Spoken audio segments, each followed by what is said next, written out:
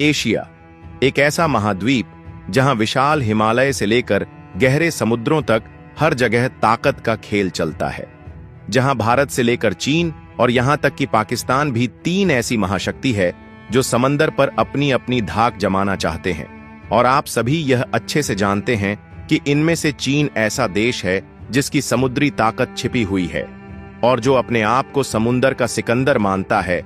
लेकिन चीन शायद यह भूल गया कि अब भारत न सिर्फ जमीन और हवा में अपनी सैन्य शक्ति बढ़ा रहा है, बल्कि समुंदर में भी अपनी ताकत से दुनिया भर के देशों को चुनौती दे रहा है। लेकिन सवाल यह कि भारत, चीन और पाकिस्तान में समुंदर का असली सिकंदर कौन है और वो कौन सा देश है अपने घातक हथियारों से समुंदर में अपनी धाक जमा रहा है। आइए जानते हैं आज की इस वीडियो में।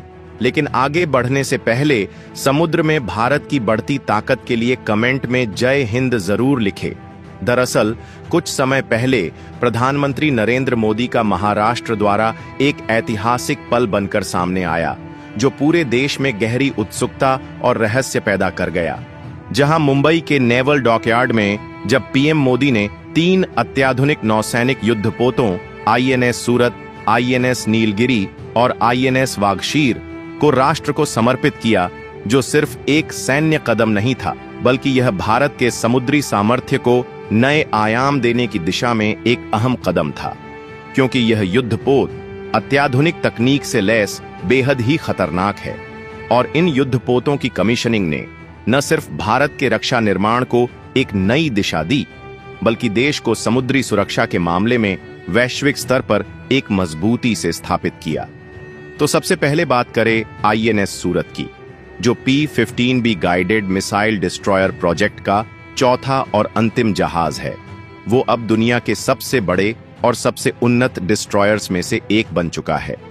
इसकी खासियत सिर्फ इसका आकार और तकनीकी क्षमता नहीं, बल्कि इसमें 75% स्वदेशी सामग्री का इस्तेमाल किया गया है, जो भारत की रक्षा निर्माण में आत्मनिर्भरता का एक शानदार उदाहरण है।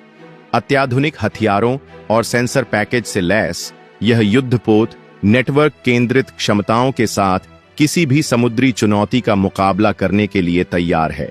वहीं INS Nilgiri P-17A stealth frigate project का पहला जहाज है, जिसे भारतीय नौसेना के वॉरशिप डिजाइन ब्यूरो ने डिजाइन किया, जिसमें छिपी हुई तकनीकी विशेषताएं और खुफिया क्षमता इसे और भी प्रभावशाली बनाती हैं, जो इसकी शक्ति और रक्षा कौशल को अगले स्तर तक ले जाती है।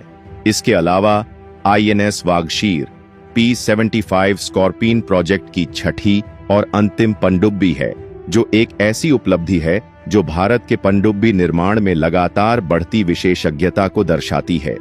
यह पनडुब्बी सिर्फ एक तकनीकी चमत्कार नहीं है, बल्कि यह भारत और फ्रांस के बीच के गहरे रक्षा सहयोग का प्रतीक भी है।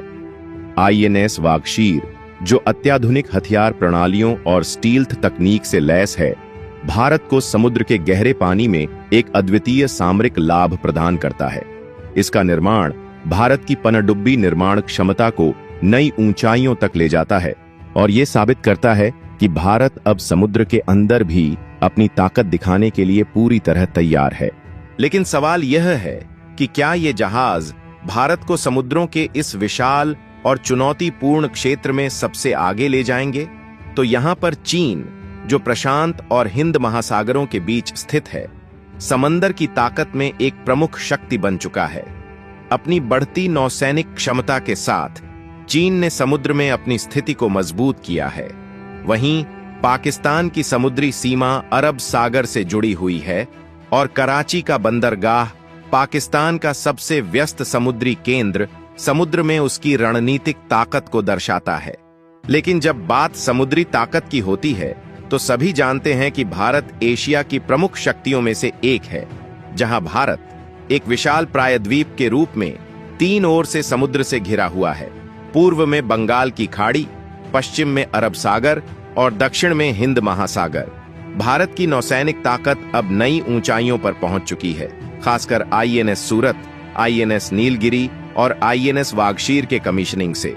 इन अत्याधुनिक युद्धपोतों की ताकत भारत को समुद्र में एक प्रभावशाली और ताकतवर खिलाड़ी बना रही है। हालांकि जब इन 3 जहाजों से परे नौसैनिक शक्ति की तुलना की जाएगी तो उसमें कई कारकों को शामिल किया जाएगा। ऐसे में अगर हम भारत की तुलना चीन और पाकिस्तान से करें तो यहां पर भारत की नौसेना चीन के मुकाबले भले ही छोटी हो, लेकिन पाकिस्तान के मुकाबले कहीं बड़ी और ज्यादा विविधतापूर्ण है। भारत के पास विमान वाहक पोत, guided missile destroyers, stealth frigates, पनडुब्बियां और अन्य अत्याधुनिक जहाजों का एक मजबूत और विविध बेड़ा है जो उसे समुद्र में शक्तिशाली स्थिति में रखता है। और हाल ही में कमीशन किए गए युद्धपोतों के साथ भारत लगातार अपने बेड़े का आधुनिकीकरण कर रहा है, जिससे उसकी समुद्री ताकत और भी प्रभावशाली बन रही है। वहीं चीन की नौसेना आकार और तकनीकी क्षमता दोनों में भारत से आगे है, जिसमें उसके पास अधिक उन्नत युद्धपोत, विमान वाहक पोत और परमाणु पनडुब्बियां शामिल हैं, जो उसे समुद्र में एक महत्वपूर्ण शक्ति बनाते हैं। पाकिस्तान की नौसेना हालांकि आकार में छोटी है और तकनीकी दृष्टि से भी कम उन्नत है, लेकिन फिर भी वह अपनी रणनीतिक स्थिति और तटीय सुरक्षा पर ध्यान केंद्रित कर रही है। बात करें पनडुब्बी की, तो सभी जानते हैं कि पनडुब्बियां नौसैनिक युद्ध में एक अहम और निर्णायक भूमिका निभाती हैं, जो किसी भी समुद्री संघर्ष में रणनीतिक बढ़त दिला सकती है। भारत अपनी ताकतवर नौसेना के साथ डीजल, इलेक्ट्रिक और परमाणु संचालित पनडुब्बियों का इस्तेमाल करता है, जो उसे समुद्र के भीतर गहरे और लंबी दूरी तक अपनी पकड़ बनाए रखने की क्षमता प्रदान करती हैं। दूसरी ओर चीन के पास एक विशाल पनडुब्बी बेड़ा है, जिसमें पारंपरिक और परमाणु संचालित दोनों प्रकार के युद्धपोत शामिल हैं, जो उसे समुद्रों में किसी भी चुनौती का सामना करने के लिए तैयार करते हैं। पाकिस्तान का पनडुब्बी बेड़ा हालांकि आकार में छोटा है, लेकिन उसकी पनडुब्बियां फिर भी उसकी समुद्री रक्षा और रणनीतिक स्थितियों को मजबूत बनाने में अहम भूमिका निभाती हैं। इसके अलावा पनडुब्बी खतरों का मुकाबला करने के लिए एंटी सबमरीन वॉरफेयर ASW की क्षमता महत्वपूर्ण है। जहां भारत ASW तकनीक में निवेश कर रहा है, लेकिन चीन के पास संभवतः अधिक उन्नत ASW सिस्टम है। इसके साथ ही भारत विमान वाहक पोतों और नौसैनिक विमानों के बेड़े का संचालन करता है, जबकि चीन के पास विमान वाहक पोत और एक बड़ा नौसैनिक विमानन बल तो है, लेकिन पाकिस्तान की नौसैनिक विमानन क्षमताएं सीमित हैं। और देखा जाए तो भारत अपनी समुद्री सुरक्षा को और मजबूत करने के लिए अपने तट के साथ रणनीतिक रूप से स्थित नौसैनिक अड्डों का एक प्रभावशाली नेटवर्क रखता है, और चीन अपनी नौसैनिक शक्ति को बढ़ाने के लिए कई महत्वपूर्ण नौसैनिक अड्डों का मालिक है, जिनमें से कुछ रणनीतिक रूप से महत्वपूर्ण जलमार्गों के पास स्थित हैं, जिससे उसे वैश्विक समुद्री क्षेत्र में एक मजबूत पकड़ मिलती है। वहीं पाकिस्तान का नौसैनिक बुनियादी ढांचा आकार में छोटा है और उसके पास सीमित नौसैनिक अड्डे हैं, लेकिन सभी जानते हैं कि प्रभावी नौसेना के लिए एक अच्छी तरह से प्रशिक्षित और अनुभवी नौसैनिक कर्मी आवश्यक है। जहां भारत में एक मजबूत नौसैनिक प्रशिक्षण प्रतिष्ठान है, लेकिन चीन के पास अधिक संख्या में नौसैनिक कर्मी हैं, लेकिन यह सब कुछ भी नहीं है। अगर कोई देश अपने रक्षा बजट पर ध्यान ही न दें, ऐसे में रक्षा बजट और नौसैनिक आधुनिकीकरण में निवेश नौसैनिक शक्ति का निर्धारण करने में महत्वपूर्ण भूमिका निभाते हैं। और देखा जाए तो भारत अपने रक्षा खर्च में लगातार बढ़ोतरी कर रहा है, लेकिन चीन का रक्षा बजट भारत से काफी अधिक है। चीन की नौसेना न केवल आकार में विशाल है, बल्कि तकनीकी रूप से भी अत्यधिक उन्नत और बेहद सक्षम है, जो उसे समुद्र में एक प्रमुख शक्ति बनाती है। लेकिन आपको यह जानकर हैरानी होगी कि भारत इस अंतर को पाटने के लिए निरंतर अपने बेड़े का आधुनिकीकरण कर रहा है और स्वदेशी तकनीकों को विकसित करके अपनी नौसैनिक शक्ति को एक नई दिशा दे रहा है।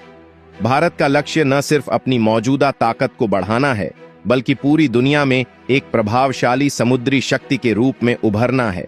वहीं पाकिस्तान की नौसेना आकार और क्षमता के मामले में भारत से काफी पीछे है, जबकि भारत की नौसैनिक ताकत, आकार, तकनीकी क्षमताओं और रणनीतिक स्थिति के मामले में पाकिस्तान से कहीं आगे है, जो उसे समुद्रों में एक प्रभावी और मजबूत खिलाड़ी बनाता है। तो दोस्तों, आपको क्या लगता है, समुंदर का असली सिकंदर कौन है? नीचे कमेंट बॉक्स में अपना जवाब जरूर दे और भारत से जुड़ी इसी तरह की इंफॉर्मेटिव वीडियो पाने के लिए वीडियो को लाइक करके अपने खास दोस्तों के साथ शेयर जरूर करें। जय हिंद, जय भारत।